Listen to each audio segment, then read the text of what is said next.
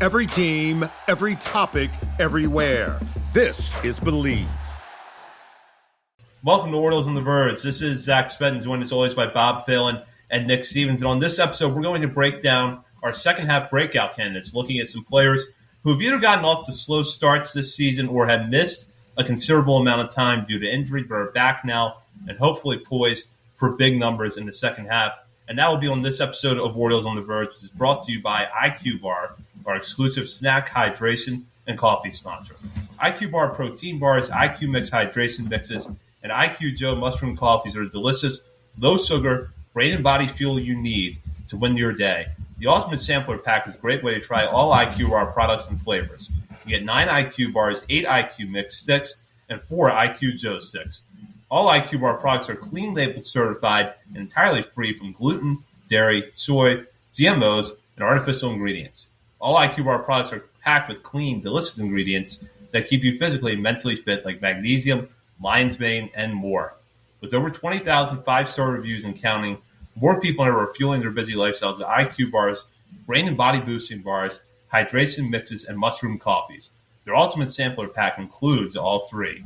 IQ Bars become part of my daily routines, whether it's starting my morning with IQ Joe, grabbing an IQ Bar or IQ Mix to refuel or rehydrate after a hard workout.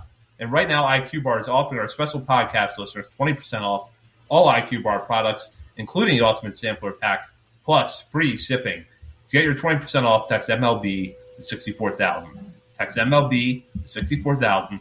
That's MLB to 64,000. Message and data rates may apply. See terms for details. Now, in the last few weeks, we've kind of been, on one hand, covering the end of the first half and the beginning of the second half. We had our first half all-star team a few weeks ago, and last week we broke down the Frederick Keys winning the South Atlantic League North Division in the first half. So on tonight's episode, we figured we would flip the page to the second half of the season and profile a hitter and a pitcher that each of us believe is poised for a bounce back or a breakout in the second half. And the spectrum of players here is pretty broad because we gave ourselves some room to work with. We could highlight players that missed considerable amount of time with injury in the first half but are healthier now and perhaps ready to put up big numbers, or guys that just got off to slow starts but that we feel pretty good about their chances of turning it around and salvaging their seasons in the second half. And Nick, I'll start with you here because your hitter is the prospect that all Orioles fans love to debate. So let's just go ahead and get started with him. Let's do it. Let's talk about Enrique Bradfield Jr. So he's my pick just because, especially watching him this past week, but at the time of this recording Monday night, he's only played in 29 games at the AAA level this season due to a couple of different injuries, I believe. So he's really had zero opportunity to settle in for any sort of stretch this year, same as last year. Even last year when he reached AAA at the end of the year, it was after 2 or 3 IL stints due to hamstring issues. So he's had no consistent run at the AAA levels this year. And you look up his numbers right now this year, just the AAA numbers. It's 26% strikeout rate. It's a 76 WRC plus. I don't think they're really telling you that much though, because it's such a small sample. And he had 20 games to start the year in cold, miserable weather for the most part. We talked about at the time how he had 0 stolen bases in those first couple of weeks and how that was probably by design. You're playing in 40-degree weather in April. We don't need to push it right now. Everybody knows you're fast. Everybody knows you can steal bases. We need to keep you safe and healthy right now. Wait till it warms up. I have serious questions about myself, about the bat and how well that's going to be able to perform at the next level. Sure. I've also, another spoiler for the top 50 update, I did drop him just a couple of spots, 1 or 2 spots on my top 50 list. But so I'm not gatekeeping here. I genuinely don't care about that 20 game sample in 30, 40 degree weather in April. I really don't care that much about his sample last year in AAA. He went out to the Arizona Fall League. He had that super exaggerated stance at the plate, which thank God that wasn't continued. That was in place for a purpose. As he said, the broadcast mentioned after I think it was Jonathan Mayo in the AFL broadcast, he had talked to Bradfield about that stance. And they said it was purposely as a way for him to identify different pitches coming out of a pitcher's hand a little bit better. So I wanted to see, and we also got a little sense of the batted ball data in the AFL. I know it's skewed a little bit because of the bunting, but there were some clear, even if just marginal improvements in the batted ball data in the Arizona Fall League. And we didn't get to see him kind of put that into a true meaningful AAA games so far this year. So I don't know, he's healthy again. I know he had another little scare the other day, but missed one game. He was back on the field. I think stole 4 bases in that game when he returned, but he's healthy again. He's running wild on the bases. Yeah, he struggled a little bit once he returned to Norfolk after the rehab, but over his last 10 games, I know I just said small sample and now I'm using a small sample to get excited, but still, over his last 10 games, he's hitting 375, 7 stolen bases. He looked so much better last week in Norfolk in that series against Durham. And he showed on Sunday, again, just the exact type of chaos that he can cause on the bases. I think he got on base, stole second, catcher made a poor throw. He ends up at third base, ends up scoring, manufacturing runs there.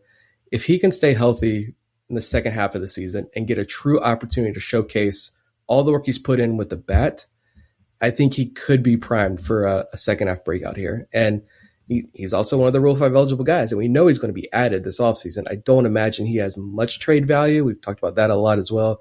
He's one of those classic, he probably provides much more value to the Orioles than another organization, especially right now, especially as unproven he is at the AAA level. So, yeah, I think he probably gets added to the 40-man roster this offseason, certainly. Could he get added to the roster a little bit earlier? And we see him earlier this season. I think depending on how the season shakes out, good or bad, I think we could potentially see Bradfield late in the year. But it's about him staying healthy. And if he can do that, I am very intrigued to see what that bat looks like over a 40, 50 game sample in warm weather. And I think you can have an even more clear discussion about him at that point. Yeah, I agree. I was the last one to put my picks in, and I was like, ooh, EVJ. And of course, he was already selected because, I mean, he missed a lot of time. It's not the best production, but he has shown flashes earlier in the year before he got hurt. And in the last week, he was pretty good.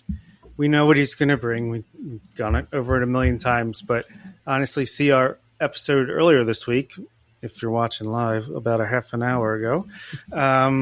I think he might finish his development in the major leagues at some point in the second half here, depending on how things go. If a team wants Leody Taveras, Taylor Ward, if you can offload Tyler O'Neill somehow, there's some space to be had there for EVJ. But let's just get him going in AAA first, get him consistent playing time, get him healthy and running out there, able to work on the things he's been working on.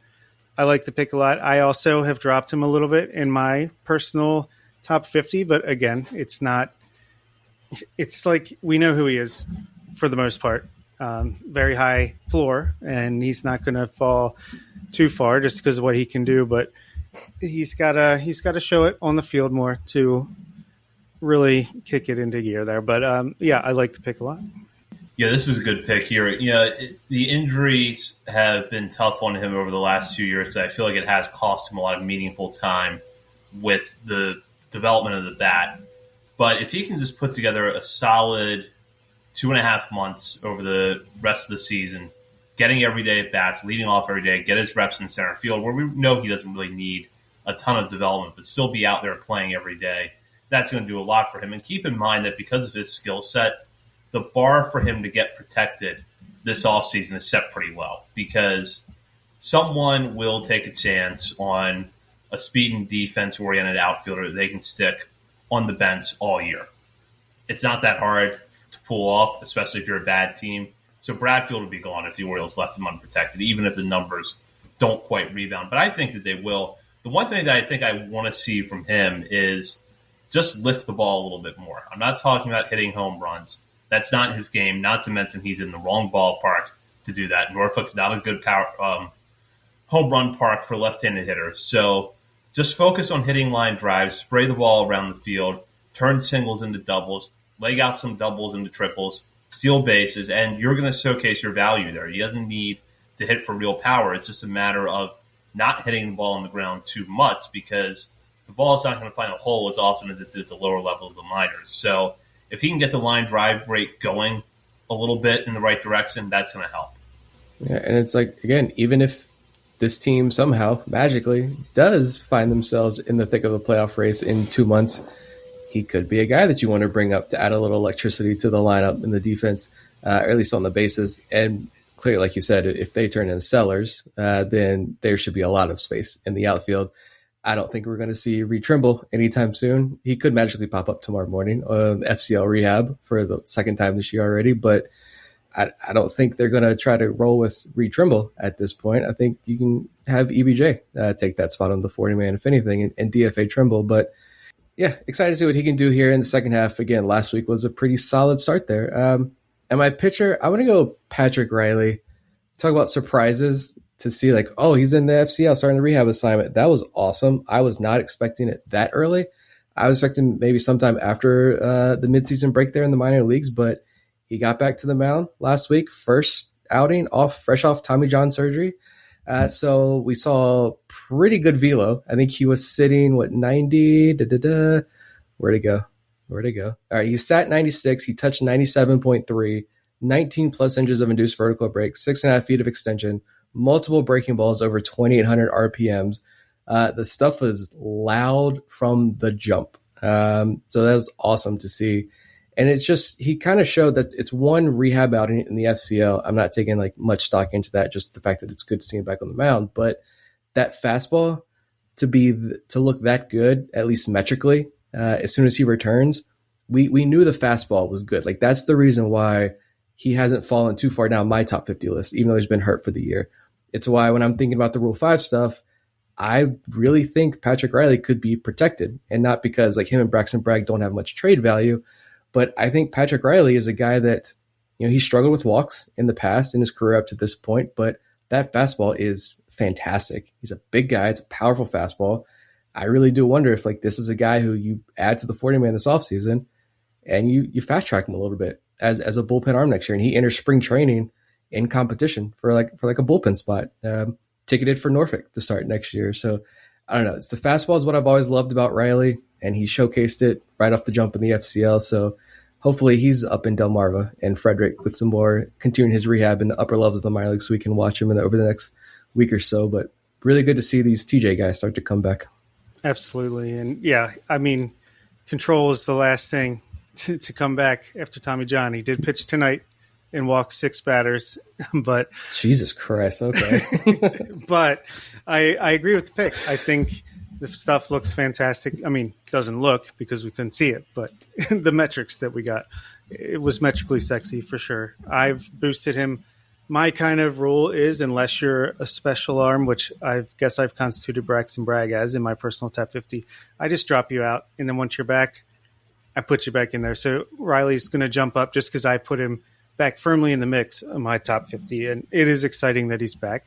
Yeah, command control is going to be the last thing that comes back. But it's just exciting that he threw 38 pitches in his first start. He threw 47 pitches, 15 strikes in his second start. But if we're building him up this quickly already, he could be throwing 75, 80 pitches per outing in another few weeks and hopefully get back to AA by the end of July, and then we're cooking. I'll overlook that because I was looking at Sharky, but he was still 95-96 with 21 inches of induced vertical break tonight. So raw stuff, check, control will come.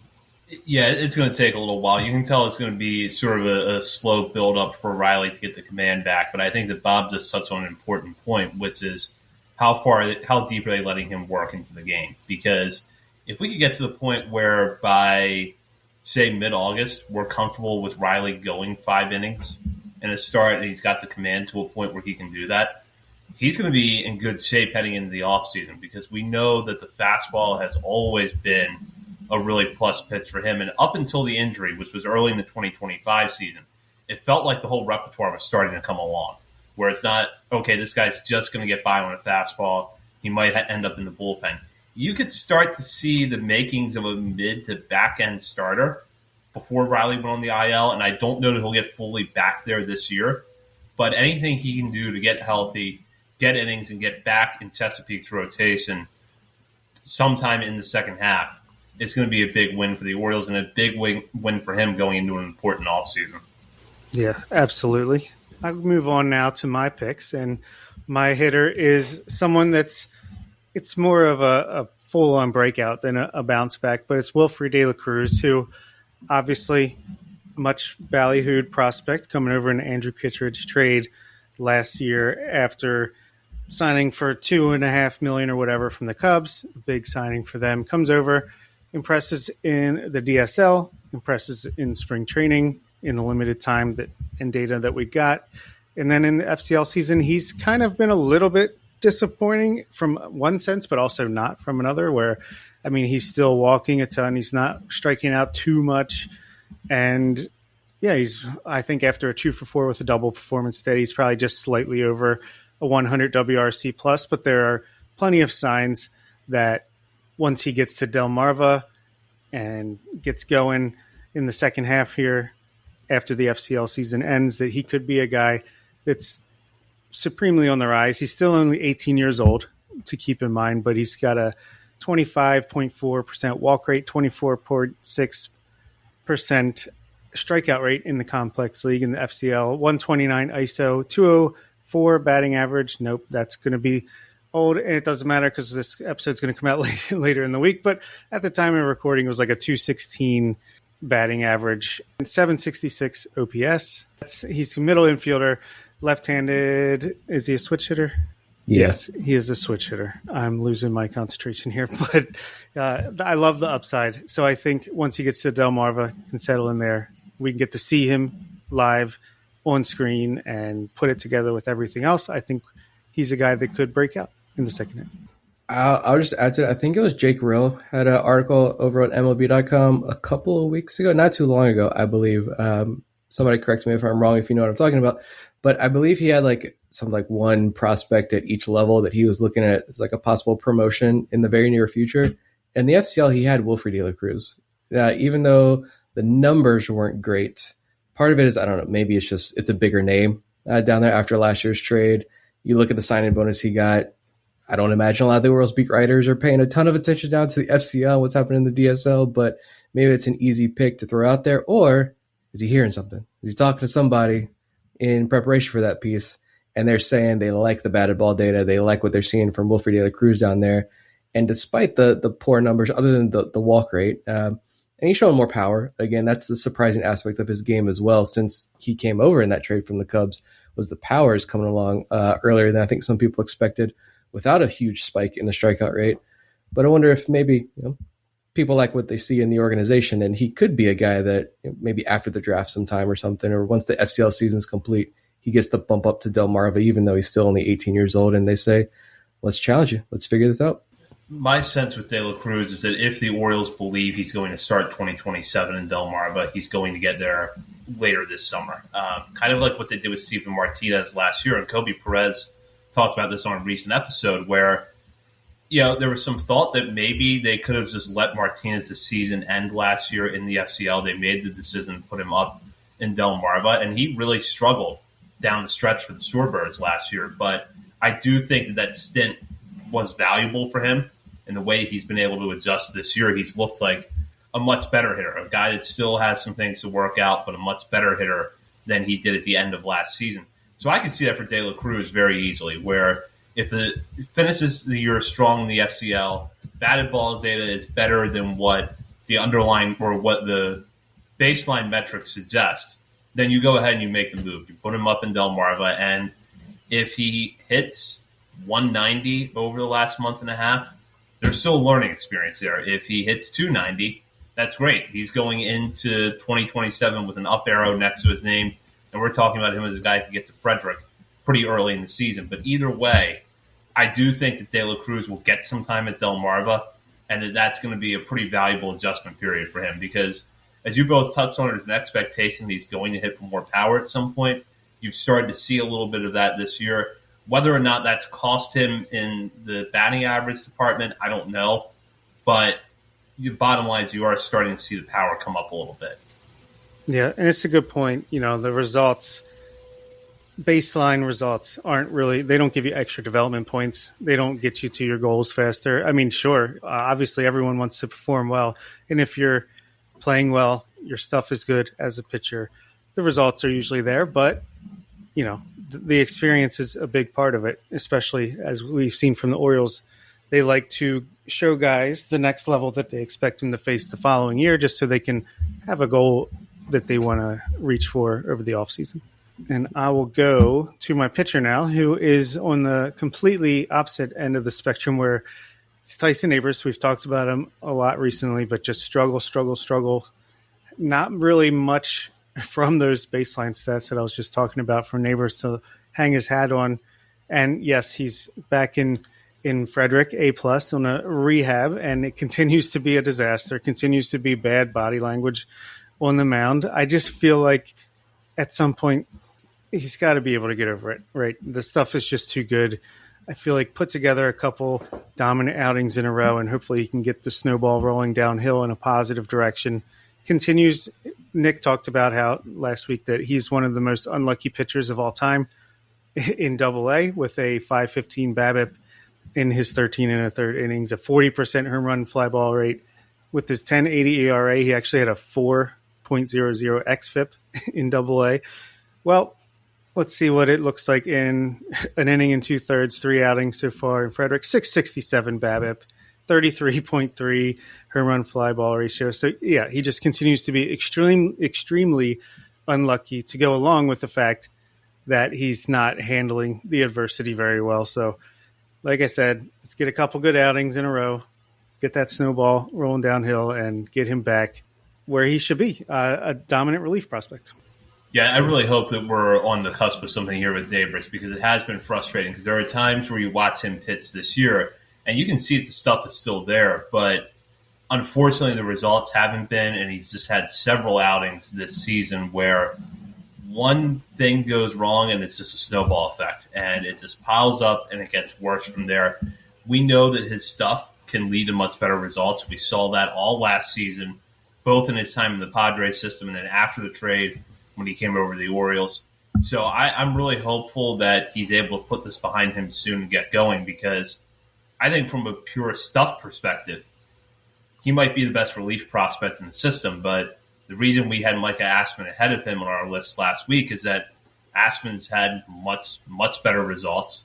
Looks like he's much closer to the big leagues than Neighbors does right now. But Neighbors is still a good pitcher. It's still in there. He just has to be able to get to it. And when you see the crazy numbers like that, it's not like when we look at Boston Bateman earlier in the year and some other starters. He's only got 1 inning here. He's got like 2, maybe 3 innings tops a week to really work on it. So with the relievers, it's a much different story, and it might take a few more outings. But yeah, I'm still fully bought in to the Tyson Neighbors stuff. It's got to turn around at some point. Those numbers are just not sustainable for any pitcher that has ever lived, to be honest. Yeah, and on that topic, I actually want to start with my pitcher in this segment, and that is Carson Dorsey. Now, if you listen to us break down Frederick's first half title last week, one of the points we touched on is that their pitching staff has done an excellent job of piling up strikeouts and keeping the ball in the ballpark. The outlier of that trend, though, has been Carson Dorsey, and his numbers over the first half of the season weren't very good, in large part because of his inability to keep the ball in the ballpark. Coming into this week at a 17.8% home run to fly ball rate, he'd given up 8 home runs total, and the end result was a 5.09 ERA against a 4.38 xFIP. So some of the expected results a little bit better with Dorsey, but I wanted to point a few things out that give me hope that there is going to be a turnaround for him in the second half. First of all, the strikeout numbers are still pretty good. They might not be as good as they were over the course of the regular season last year, but he's still striking out more than 9 batters per 9 innings. And you watch his starts, you can see the swing and miss stuff, in particular the fastball and changeup combination, working for him. The other thing, too, is that of the 8 home runs that he's given up this year, 6 of them came in the month of April. And his home road splits are glaring. At Frederick, he has been terrible this year. Opponents are hitting .350 off of him with an OPS of 1014. On the road, however, he's been kind of lights out. 223 opponents average a 650 OPS. So this is a guy that's clearly struggled in that environment this year. And it's a lot more glaring because a lot of his teammates are handling that ballpark better. But when you look at how Dorsey has pitched away from Frederick compared to how he's pitched there, I think there's absolutely something to it. Now, that's not to say that you can just, not pitch him when he's in Frederick and hope that this reverses itself. But when you consider that and you consider the fact that since April he seems to have gradually gotten better, I do think that there could be a bit of a turnaround here over the final months of the season. And just to go back to the home road point, ERA at home, 6.75. On the road, 3.56. And that's much more in line with the expectations we had for Dorsey coming into this year after a pretty promising second half last year. Solid stint in the Arizona Fall League. He was a top 50 prospect coming into the year. There's still something in the tank there, and I just think that time is going to work itself out with him. Absolutely. I think, honestly, it's just a terrible April dragging down his overall stats. It's going to take him a while to really get past that April, because I just threw in the game log on Fangraphs. Shout out to Fangraphs. Love the website, how easy it is to do this. Since the month of May, he's got 42 and 2/3 innings pitched, a 3.80 ERA. So that's already so much better. His walk rate, 8.3%. That's really good. A 23.8%. Yeah, it was stronger last year, like you said, but I will take that walk percentage from Carson Dorsey all day long. And it's with the high BABIP, 347, nothing crazy like over 500 like Tyson Neighbors, but a 3.22 FIP.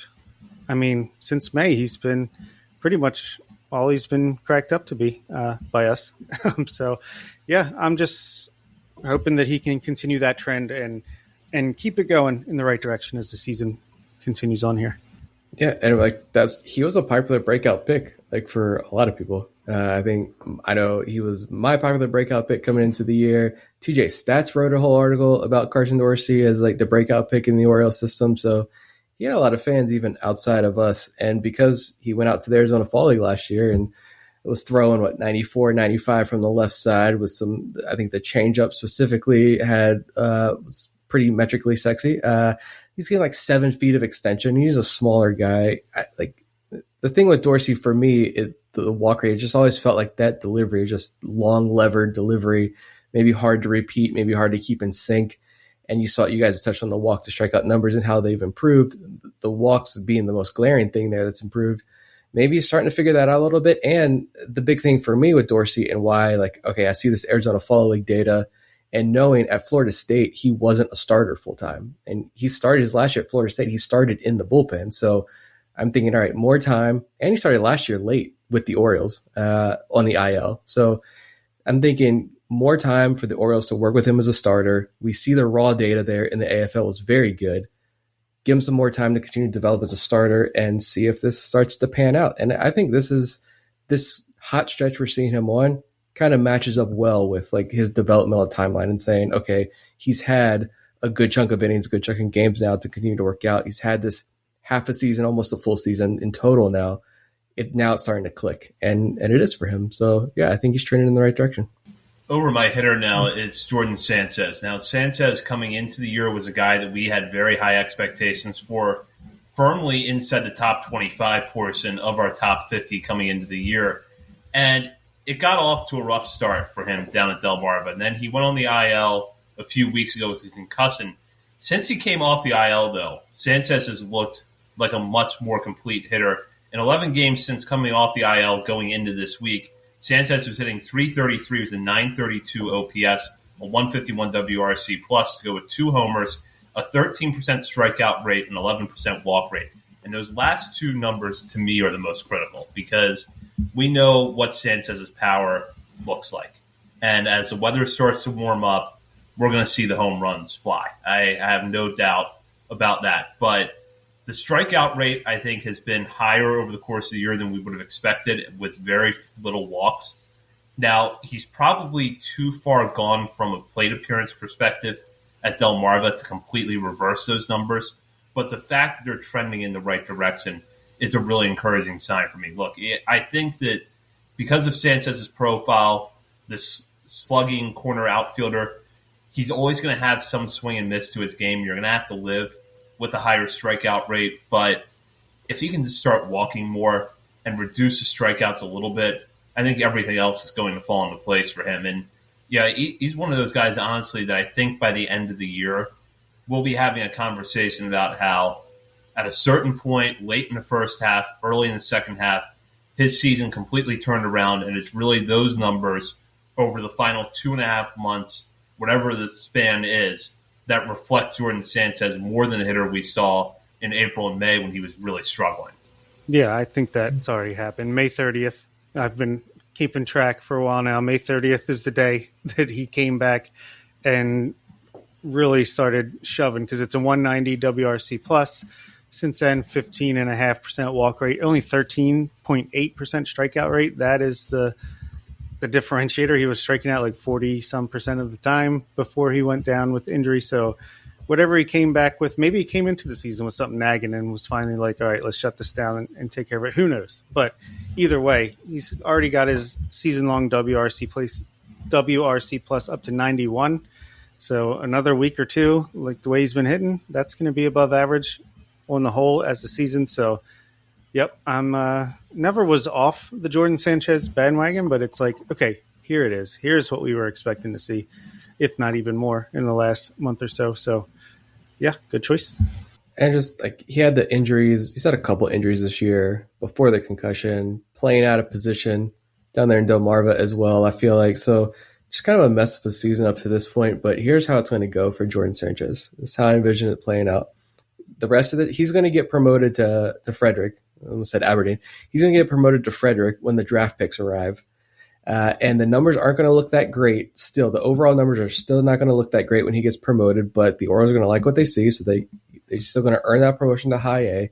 If he's on any top 30 list at this point, still I don't know if he is or not, but if he is, he's going to drop off all those lists because he's been the grandpa since he was 18 years old in this organization.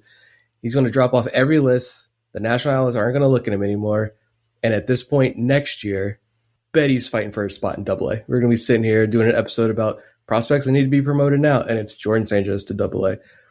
I wouldn't be shocked at all if that's the case. Because, when you watch Delmarva, that bat, when he's healthy, and that's been the big problem this year, is he just has not been healthy, he looks good.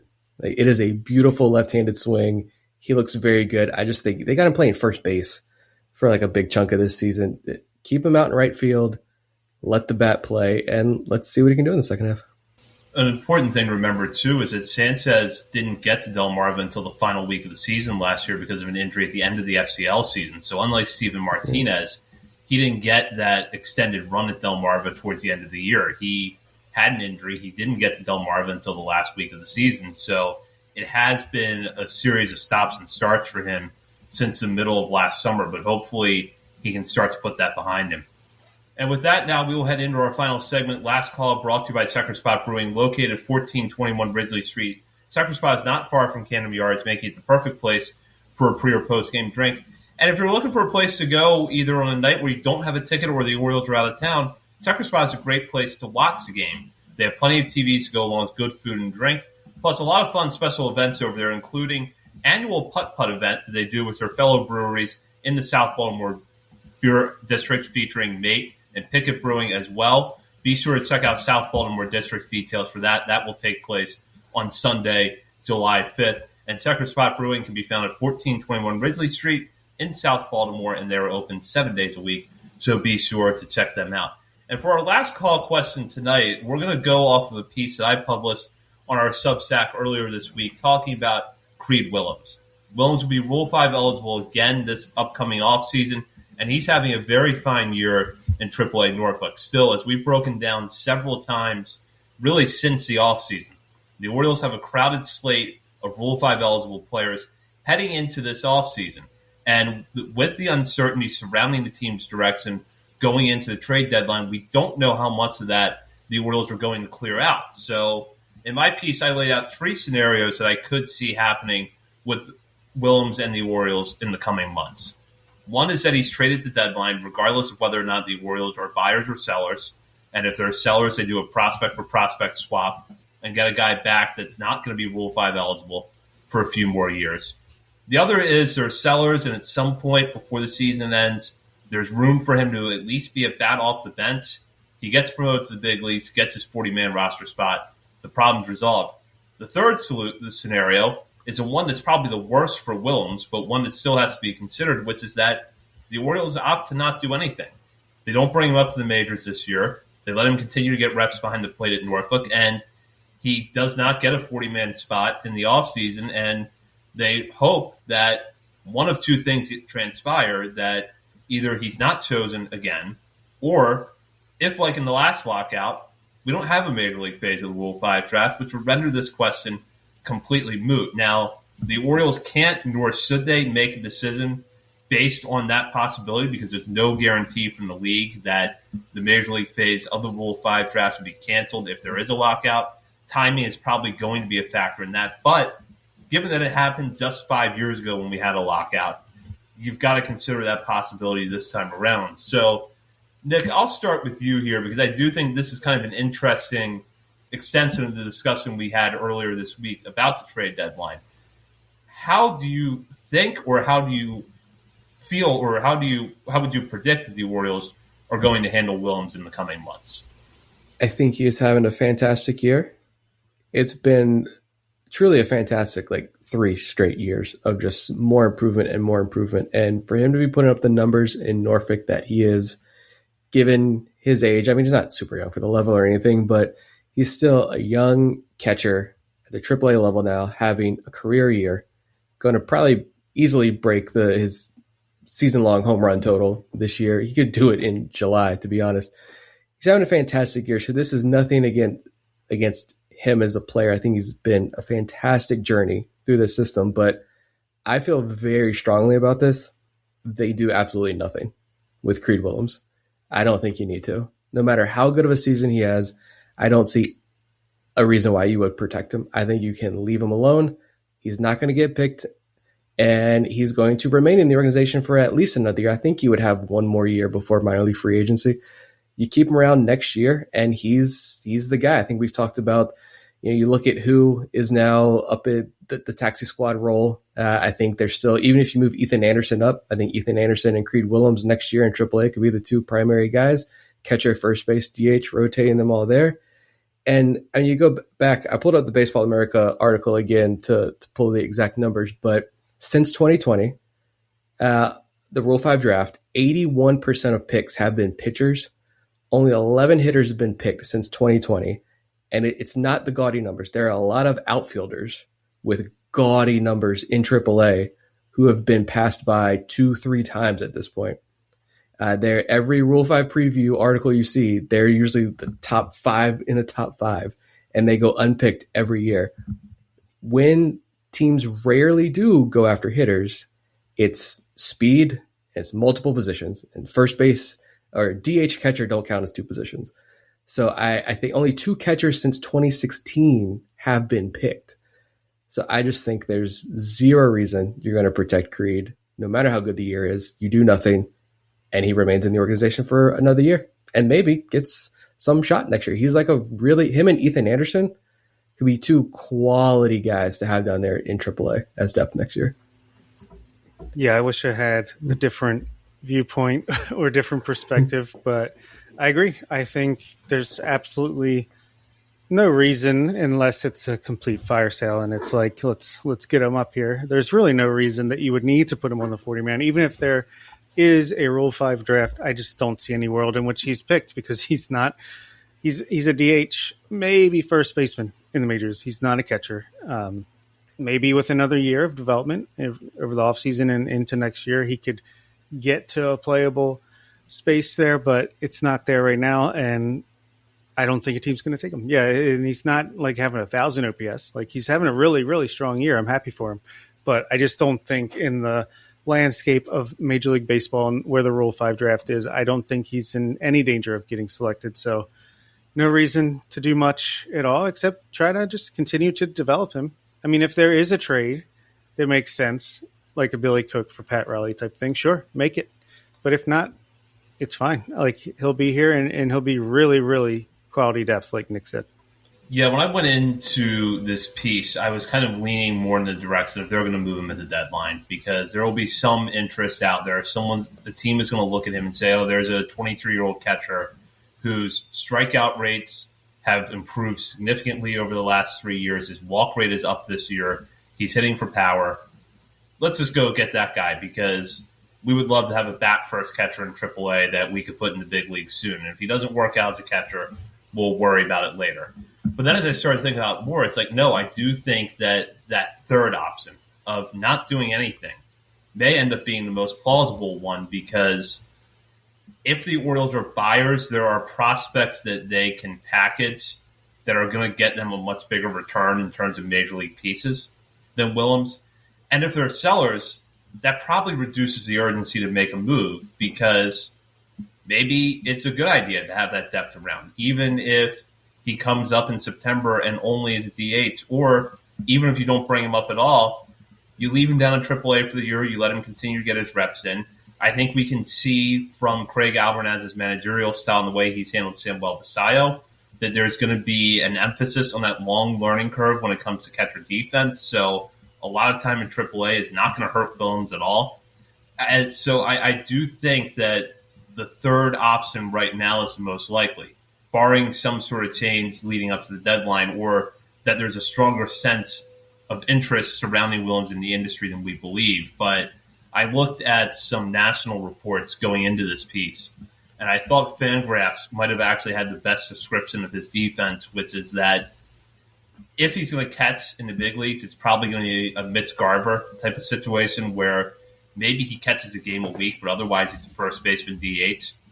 That's a good player to have on your bench. That's really good depth, but it's not the kind of player, to Nick's point, that you target in the Rule 5 draft. Whereas Billy Cook, utility player, had a little bit of pop in the bat, ran really well. That was a guy the Orioles absolutely knew they were going to lose if they didn't protect him. I'm just not sure that's the case with Willems. You got other guys too. I was actually going to do kind of an update to that preseason Rule 5 massive eligibility list piece. I'm glad you went just with Willems, because the point of the article I was going to do was Willems, Yaki Rivera, and Yeber Cartaya, because, yeah, you have this huge list of guys who are going to be Rule 5 eligible for the first time this year. But when you look at the list of guys who are going to be eligible again, you had Creed in his big numbers. And I feel like every time there's a Creed Willems post, everybody always wants to talk about a trade. Like we just said, I don't think you need to do that. He should be safe to keep in the organization next year. But Yaki Rivera, Yeber Cartaya, different story. Much higher odds to get picked and making stronger cases this year. So you just continue to add more names to the mix, which is a good thing. But yeah, like I said, it's going to cause chaos at some point. It's not the only thing. The primary thing is going to cause chaos, but it's just going to add more chaos to the mix that is becoming 2026. And with that, that does it for this episode. We will be back next week or perhaps later on this week. So be sure to stay tuned to our social media channels, of which there are many, including Facebook, Instagram, Threads, X, TikTok, YouTube, Blue Sky, and Twitch. We're also over on Substack, OriolesOnTheVerge.substack.com. You can check out the piece on Creed Willems there, as well as more Orioles coverage, and including draft coverage. And while you're browsing around the internet, be sure to go to Patreon.com and sign up to become a member today at the $3, $5, or $10 levels. Our top 50 prospects update for the month of July was released this week, so you can get that, as well as bonus weekly shows from Bob, Nick, and myself, and access to Patreon-exclusive channels within our Discord community. So be sure to check all of that out over at Patreon.com. For Bob Phelan and Nick Stevens and Zach Spedden, you've been listening to Orioles on the Verge, part of the Believe Podcast Network.